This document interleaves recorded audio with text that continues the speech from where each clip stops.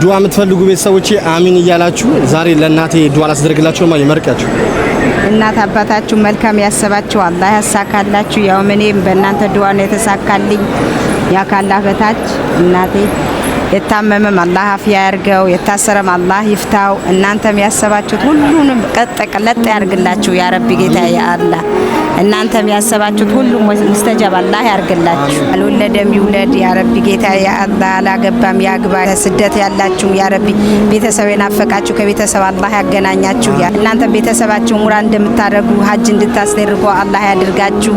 ከቤተሰብ ያ ረቢ የናፈቃችሁ እንዳለ አላህ ያገናኛችሁ። እኔ ያየሁት ቦታ እናት አባታችሁ ሊያዩት እኔ ምኞቴ ነው። አላህ ያሳካላችሁ፣ አላህ ይሙላላችሁ። እንደተሳካልኝ እናንተም ወላጅ አላህ እዚህ ጋር ያሳያቸው።